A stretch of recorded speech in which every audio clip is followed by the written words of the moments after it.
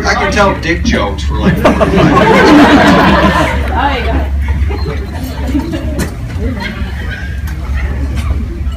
Well, thank you guys for coming.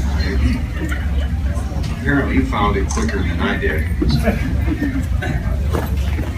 Okay, I guess we can talk about the big pink elephant in the room. The Crow remake, reboot thing. You know, when they announced they were going to make a new Crow film, well, 5 years ago at San Diego, maybe it was 6 years ago, it was universally booed. They got booed off the stage when they said they were going to reboot the Crow. But it's Hollywood and they just don't listen. And no one was more vocal about just leaving that film alone than I was. I was good friends with Brandon. He was like a little brother to me. I loved him, and to me, that's his legacy. And as far as I was concerned, you could get Johnny Depp to star in it and Ridley Scott to direct it, and you weren't going to top what Brandon Lee and Alex Proyas did. So I was very, very much against it. And about 1.5 years ago, the guy they hired to direct it, he's a Spanish guy, Javier Gutierrez. He flew over from Spain to meet me. I live in Dallas now, and so I went to go pick him up at the airport. And I was just going to lecture him for about an hour in the car and then put him right back on the plane. I said, no one wants this, no one wants to see it. Every director that's ever directed a subsequent Crow film has never worked in Hollywood again. Do you really want to commit career suicide by doing this right with your first English-speaking film? And he said, I don't want to remake the Brandon Lee film. I want to make your book. And I said, okay, now we can talk. Because if you've read the book and you've seen the film is maybe 40% of what's in the book. And it's not that they didn't want to do it, just like the book. The first Crow movie is a $10 million movie. It's like 40 seconds of Big Bang Theory. It's a very, very low budget film, and they were just things that weren't possible for them to do without a bigger budget. So there were a lot of compromises made.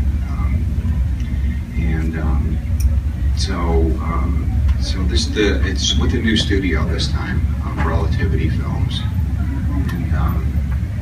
And so the director and I we went to Relativity, and he said, I won't do it without James. And I said, well, I don't want to do it. After watching Javier's films, he brought him for me to watch. If he didn't already have the job, I would have given it to him. Really, really talented. He did a film called The Day Before Tomorrow, which is kind of a science fiction film. But as I was watching it, I was just like, wow, he thinks the same way I do about foreground elements, mid-ground elements, and that's exactly where I would put the camera. So we hit it off really well. And then so we went to Relativity, and we kind of like, we're a team. We're going to do this. We're going to do it just like the book. And we're like, well, can it be PG-13? And I said, well, we're leaving now.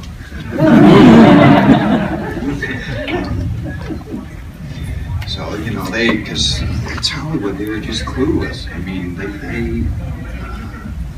they have no concept of reality whatsoever. They were thinking the Twilight crowd.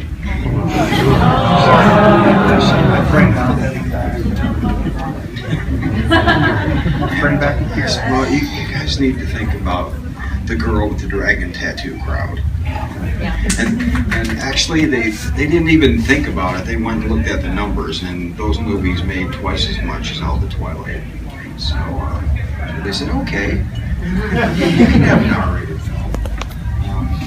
And then they said, well, we've talked to this guy, Luke Evans, this British actor, about playing Eric. And actually the director and I had already decided that he was going to be the one. The director, he gave me his little iPhone thing, his little suspect device. It had all these actors, all these famous actors, and it was their studio portrait, and then them in the pro makeup, and I was laughing so hard I had snot bubbles. Look, Bradley Cooper's got a big Pam face. Come on. Jason Statham. Marky Mark. Cool. But I got to this one guy and I'm like, wow, he looks, he looks really intense, and then I slid it to the next picture when they had a makeup test with him, and I'm like, this is the guy right here, this is perfect. So when they said they'd already talked to him, we were, which was, we thought, okay, that's great, And then Luke flew over from England to get my blessing before he would sign for it. You guys know who Luke Evans is? Dracula movie out now. He was in the last two Hobbit movies. He was in the Fast and Furious. He's done a lot of films in London, in England, and Europe, but he's just now starting to get big here in the U.S. That was, all of those were good signs. And we all agreed it's going to be entire. I keep telling people it's the difference between, like the Bela Lugosi Dracula and Francis Ford Coppola Dracula. It's the same source material, but they're two completely different films. This is going to be as far away from the Brandon Lee film as possible. It's going to be, closer to an art house film because we're going to shoot parts of it in black and white, some of the stuff in Technicolor. And then all the violent stuff we're going to use 1970s film styles. So it's that really grainy, Texan record look to it. And, I got control of the soundtrack again. I don't know if you guys know, but all those bands in my first soundtrack were from except for The Cure. I had never met The Cure. And they all did those songs as favorites for me. Of course, it's not that big of a favor when you already have Trent Reznor on your side. You're saying, yeah, Nine Inch Nails is doing one for us, and it didn't take a lot of arm twisting after that. But, that was one of the demands I made this time too. I'm not going to let them use my name to sell a film, unless I have some direct input on it. I gave them a list of demands. That myself and Javier have input on all the casting, control of the soundtrack. So essentially, as things stand right now, they're just kind of letting us do what we want to do, which is what they did on the first film. Not, it wasn't anything altruistic on their parts, or it wasn't their intention to make this arty film. But we were just, me and Brandon and Alex Porras were such a big pain in the ass that they finally just said, just go. And because it was only a $10 million film, and they knew they could make that back on video sales alone. But this one's a lot bigger budget, so there's a lot more people involved. But we can be as faithful to the book as possible this time. With all the flashback scenes and the visual metaphors, horses and trains and barbed wire. And I really want to make the violence as ugly as possible, as realistic and ugly as possible. I don't want, I spent 35 years in Detroit. Violence is ugly, I don't want stylized violence in it. So does that sound good to you guys? Did I sell you on that?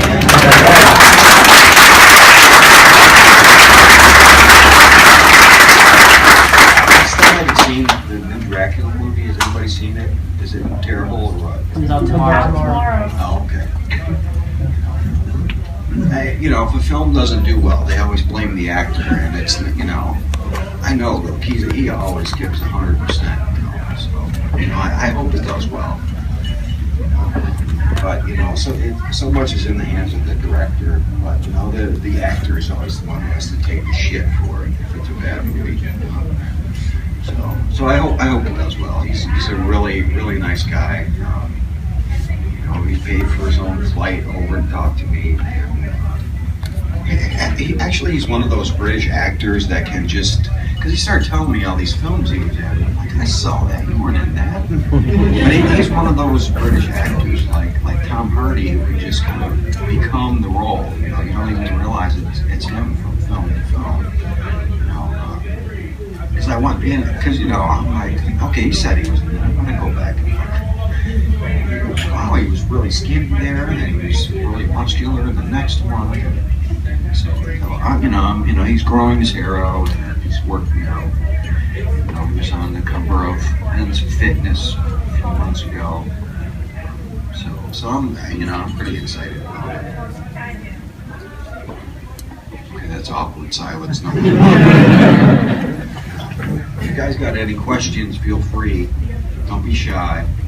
I remember reading somewhere that you had originally wanted to do one of the big fight scenes reflected in a pool of blood. Are you thinking of doing that maybe? Yeah, that's definitely in the storyboards. I had this idea, and I tried to do it in the comics, but I just couldn't pull it off back then. Where it's just first there's a shot of the pavement, and then a dead guy falls there, and all you see is like his head, and as the blood kind of pools out from his head, then you see what's actually happening. There's a big shootout, but it's all reflected in the blood. I was trying to be all kind of art faggy, and I couldn't pull it off. I didn't. Every time I showed someone the pages, they would turn it upside down. So, but I mean, that's something that could definitely work in a film. It wouldn't pull off. So it's going to be really visually striking. Every time I think about it, I'm picking camera angles and what kind of filters we should use. And so I'm pretty enthused about it. Of course, it's Hollywood, and it could all fall apart at the last second too. So I do, I do have some trepidation over those things. But at this point, they have so much money invested in this thing already, and not a single foot of film has been shot. Because they went through like 10 scripts and retaining so many actors that they've probably spent a couple $1 million already. I know Hollywood likes to piss away their money, Like, no, just fly me coach and give me the difference, okay? You don't need to be in first class, I don't like those people in first class. I grew up poor, I take some delight in that. If the plane goes down, those people are dying first.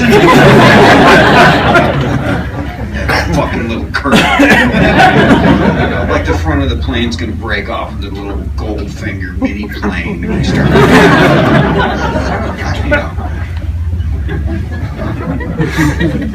I'm a little crabby today. I think I'm about to start.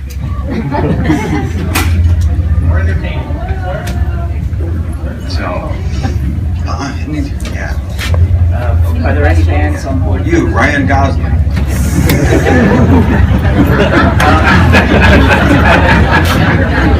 Are there any bands signed on for the soundtrack yet? And I hope you say Peter had the right to enjoy it. For the soundtrack this time, it's since it is a period film, it's set in the 80s. That I wanted to use some vintage music. Vintage, it's not that old. Some actual bands from that era that we couldn't get the rights to the first time. That's why Trent did a cover of Joy Division songs. We just couldn't get the rights to do factory records that went bankrupt because we were all tied up.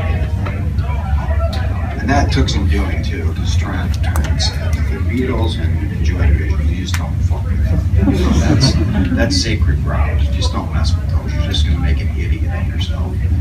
So I had to arm wrestle him a little bit on that one. But he used it for his closing song for like 2 years after that, for every show. So he was happy. He told me he made more money off that one song than he did off the entire royalties of the first record. So Henry Rollins told me that his royalties from that one song paid for his house. Like you owe me, Henry. So, but yeah, and I'm looking at some new bands too that are that still have that kind of that same kind of dark gothic. Gothic has become more of a fashion term than post-industrial music. So depressing music. I have a never-ending search for the most depressing music in the world. For the movie, are there any other people cast that like the name? There was a rumor, especially going around, that Norman Reedus was signed on. Well, at one point, they talked to Norman Reedus about playing the Fun Boy character. But then The Walking Dead blew up, and he's probably out of their price range now. And we were talking to Kirsten Bell about playing Shelley too. But there were some kind of scheduling conflicts with that. There's going to be some name actors in it, but I want to use some different actors this time. I talked to Tom Waits about playing the pawn shop owner. He sounds like he might be game for that. So.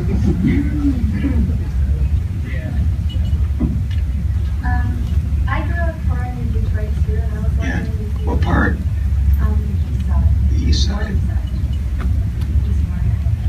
But I was wondering if any of the movie was going to be filmed in Detroit. It is. We're gonna shoot the exteriors in Detroit. Because it's a ready-made apocalypse. Detroit is essentially an abandoned city now. It's just all the automakers left, so they don't make any. It was a city built on one industry, and that industry left. They had nothing to fall back on. So they're getting a lot of film production going there. I guess not the Wahlberg Transformers movie, but the one before that. They blew up this old General Motors warehouse that was like 3 city blocks long. Because the city's bankrupt and they have all these vacant buildings, and they have this policy that you can blow up any building you want if you clean it up afterwards. So and they're filming Batman and Superman there right now. So it's it's not going to take a lot of set dressing to make Detroit look like Detroit.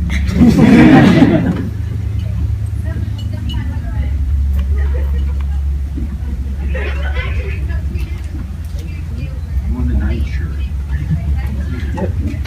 I was wondering, since a lot of movies are using a lot of CGI nowadays, is this new movie going to be mostly like that, all CGI, or more realistic stuff? Real stuff, actually. No, everything that can be real will be real. I don't care for CGI. To me, CGI has like sucked all the magic out of movies. No one goes, wow, I wonder how they did that. Everyone just goes, oh, computers.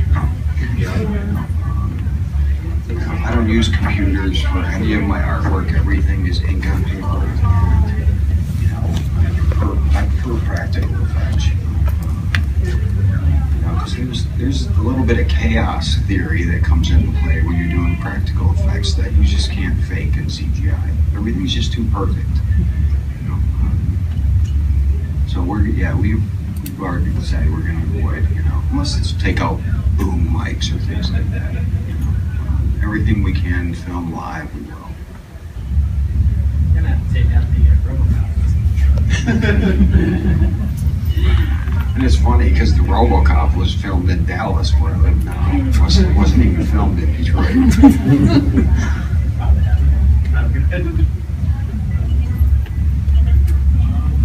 I know the original feature has been released and re-released on DVD and Blu-ray a bunch of times. One of the things that Walmart, $5.99. one of the things that kept coming up on boards was the deleted Skull Cowboy scene. Is there any chance we'll ever see that in a release? I mean, as they're doing promotion for the new one, if they come through with that? Well, I mean, it was never called the Skull Cowboy in the comic. It was just like a visual metaphor for death. I mean, there is a director's cut of the Brandon Lee film, but only the director has it.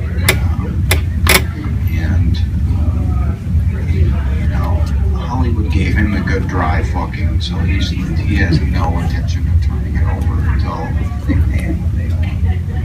Ellis Perez got so disgusted with Hollywood that he went back to Australia and hasn't worked in America for like the last 15 years.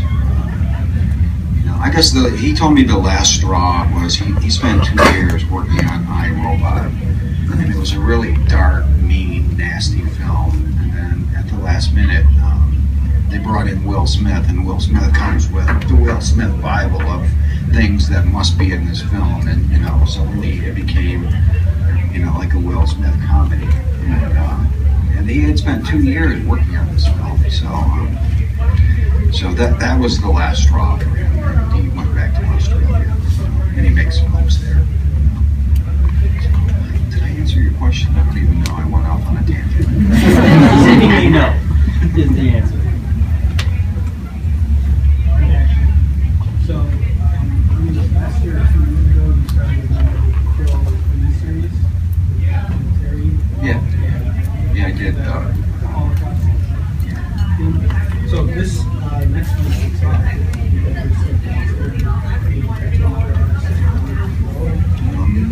Yeah, actually, I think Relativity is thinking of doing like HBO limited series, like a 10. So we can, we're not limited to the amount of time we can play it. Those are universal themes, love and loss and retribution. They can be set at any time and any place. And I'd like to do something like True Detective, where it's a set number of episodes, there's a definite ending. Hopefully, but all good things. Thinking that let's fight the first war first. Have you settled on a director of photography? And if so, like, what kind of stuff are you looking for in their work? What kind of stuff really stood out to you? Javier has a couple DPs that he's worked with, and I like the look of their stuff. And they know all their lenses and filters, and I'm constantly amazed at how the Koreans and the Spanish and the Chinese, I've even seen some Russian film where they're just kicking our ass. They're showing us how it's done. Especially the Koreans. I've seen some amazing Korean films, So, I'm gonna kind of defer to him on that, but none of the film is gonna roll unless I'm looking through that viewfinder too. So no one specifically picked for that yet, but we're just in the pre-production stages now, where they decide what stages that have to be built and what actual locations can be used. I have a question, because I'm really impressed that you've always been able to handle Crow. That's your character, and you've really been able to control it. Can you give us any advice on how we should maintain our control over our own characters that we create? How did you do that? Because so many people, they'll go down that garden path with, say, a company, and then all of a sudden they find themselves. Don't go for that big check that they're going to dangle in front of you. Well, too, James. You did it so well. Well, it was,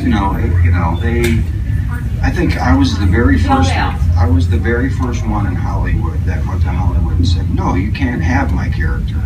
This is my child. I'm not going to give it to you to turn it into a whore and stick me with a bunch of bills." Everything that was on this page I put there. I'm not going to just give it to you. So I still own the character. They have to pay me every time they make one of those those piece of shit sequels. So I wouldn't, and I still to this day I own it. I make royalties off the books, and occasionally I sue Hot Topic for the money they owe me. But they offered me $150,000 to just sign it over to them. Like, no,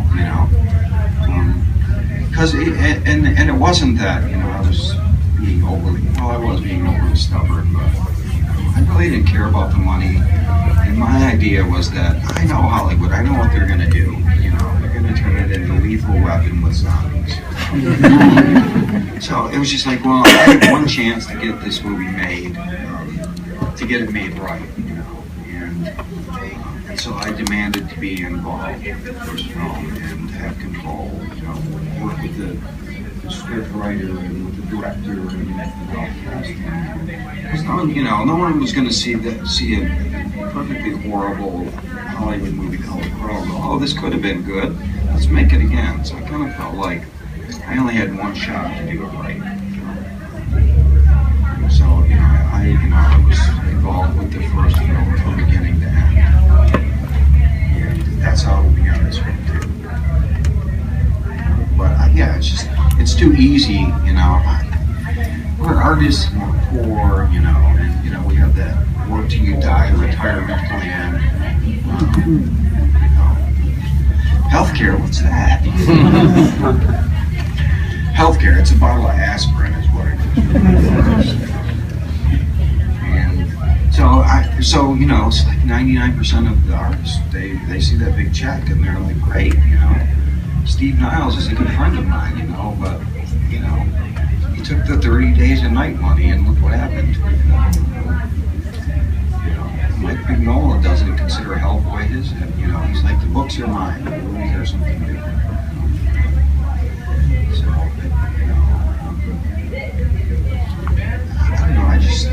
it was too personal to me. It just handled it. It wasn't a business decision. It was just, this is mine. I can't have it.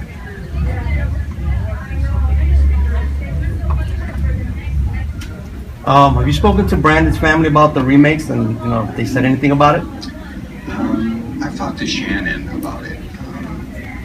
I'm not friends with Linda Lee, but I've talked to Shannon about it, and after explaining to her, it has nothing to do with Brandon's film, and we're gonna have because I told her I'm like, I love Brandon. He was like a little brother to me. I would never do anything that I thought was disrespectful. She understands that. So,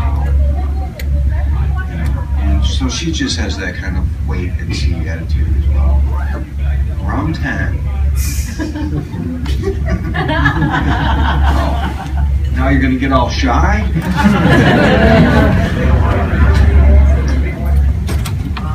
With the going to maybe the novels and such like that have been based off of Crow, bring up one help the Crow Hellbound and stuff like that. Yeah. Have any of them maybe seen your interest maybe draw kind of comic of them?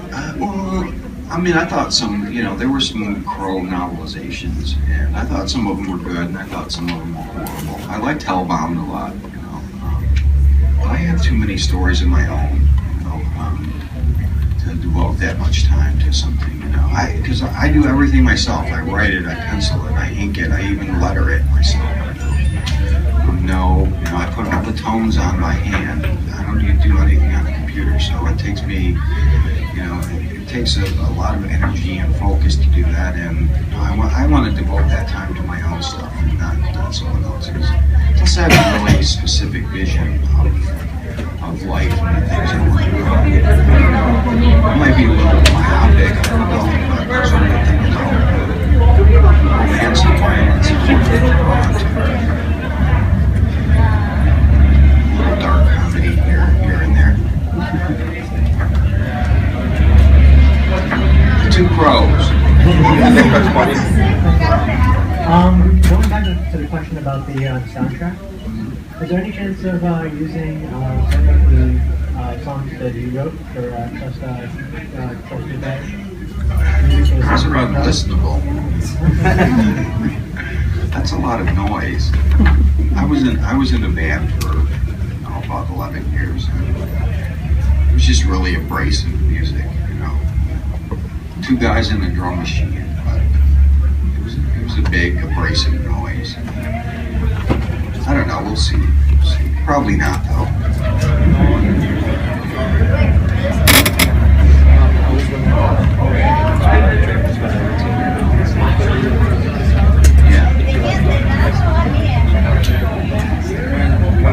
Fast.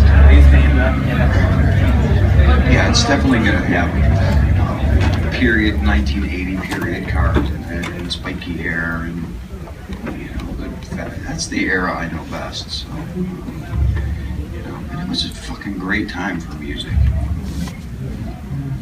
You know, the early 80s, you know, all those great bands in England, you know, Joy Division, The Cure. It was just a golden time for music. Of course, we had to suffer through disco too. You know, I mean, what the fuck? I got to see The Clash at the Motor City roller rink. You know, how cool is that? I know I'm aging myself. At a roller rink. So it was a good time for music. You know, a lot of the bands that was more soundtrack. So they can actually make some money off of it now. Okay, I think we got time for one more. Who are some of your artistic influences? Oh, it's the shy girl. She was all giggly at the table. My artistic influences. What time is it? 'Cause that's one of those tricky questions. Everybody, you know, I look at everybody's stuff. I try to learn from everyone. You know, the great thing about art and music, and anything creative, is you can never master it. You're always learning. You know, always. If you think you've mastered it, you're full of shit. You might as well just quit. So I try to learn something new every time I sit down, and I look at painters all the way back to the 1400s, and you know, just I'm always studying. So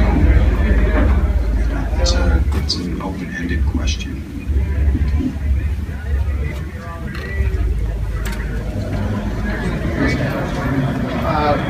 Aside from the reboot that you're heavily involved in, obviously, is there any other Crow stories that you would like to share? Actually, that's I'm working on a book for IDW, and it was initially it was a sequel. When they said they were going to make a sequel to The Crow, I thought, because you know, I still had control of the character and the concept of the world. They're going to make it. I really don't want them to tarnish what Brandon did. So I wrote a screen treatment, which is like an outline for a movie, but about a woman who gets killed at her own wedding. And, you know, and then the typical, not typical, but, you know, they progress from there. And they paid me for it, but they just kind of, it was Miramax. They paid me for it, and they just threw it on the shelf. 6 years later, Kill Bill comes out from Miramax, and it's the exact same story. Wait a minute. You know, but I'm going to take the Kevin Smith approach and just say, great minds think alike. But I decided, well, you know, I wrote this, you know, I did this character drawing, and I wrote this, you know, this entire treatment, you know, so I resurrected that and did that for IDW. It's definitely some of the best work I've done. It's in black and white again, and she looks wicked cool. I mean, she's in a burned up wedding dress. She has her veils held on with nails across her head. But you know, I'm having a lot of fun with it because I know what I'm doing now. Before I was just kind of fumbling around in the dark, you know. But now, if I can think of it, I can draw it. You know? And so I'm having a lot of fun with it, and it's really mean too. So. Is that it? Are we done? Okay. 5 minutes. Good jokes. Once a day, usually in the shower.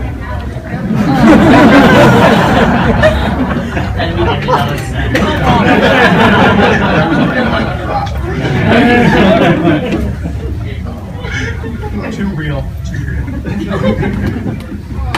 Well, at my age, I gotta make sure everything's still working.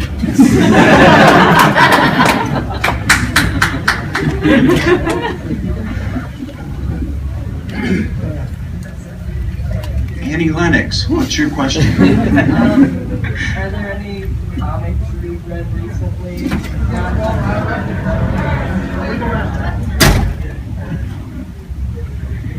Yeah, actually, I just finished reading a book called Southern Bastards that I thought was amazing. You know, Jason's here. Don't tell him I said that. I don't want him to get a big head. You know, I don't read any superhero comics. I mean, if you're 50 years old and you give a shit what happens in the X-Men, there's something wrong with you. I mean, they're geared towards 16-year-olds. I give a fuck about Kitty Pryde. I mean, there are certain artists that I follow. I'll buy anything they do because I admire them. I admire their storytelling techniques. You know, Lee Weeks, who's at the show, I think is probably one of the best storytellers in the business right now. I mean, he's drawing Daredevil, but, you know, just looking at his artwork is inspiring to me. So, I don't read a lot of, I read a lot more books than comics. So what book have you read? Obviously not Twilight. Right, do a better love story than Twilight. I read the Telephone book in Maryland. Did you know artificial limbs are right above artists in it?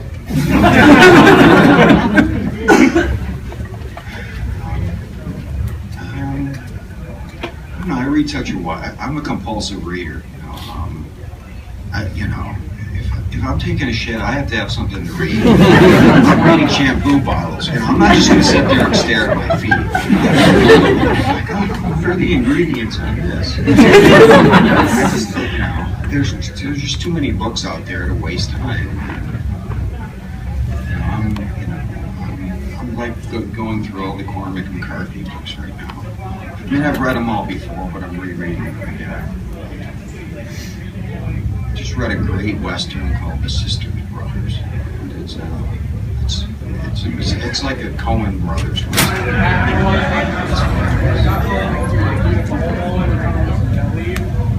As a kid. Winnie the Pooh? No, but when you're, smart, there's any classics that really taught you. Actually, I started reading like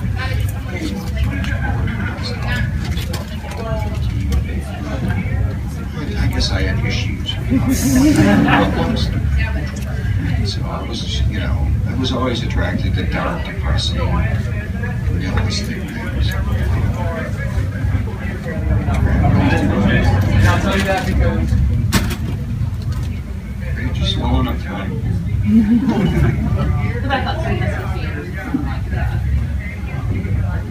No, I did read all those things in school, but I mean, they were adventure stories. They didn't really, there wasn't a touchstone for me. Or a white kid in Detroit, Treasure Island doesn't say anything. They were just, they were entertaining, but they didn't move me in any way.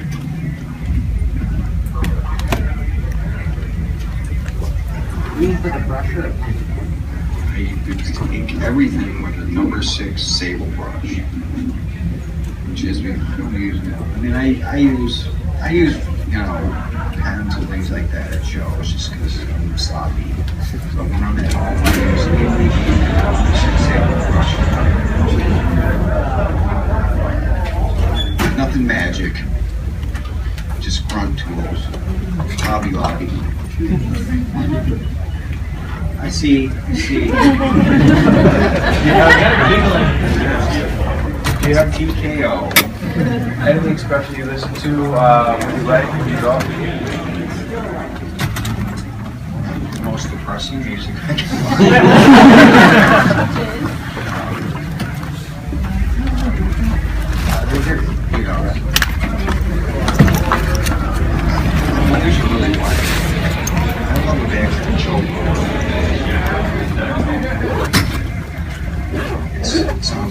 one walking through the wreckage and wondering what the fuck happened.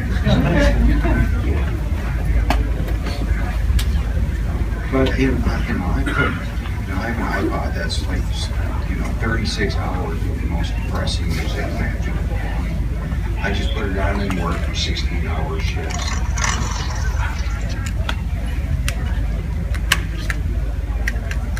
Okay.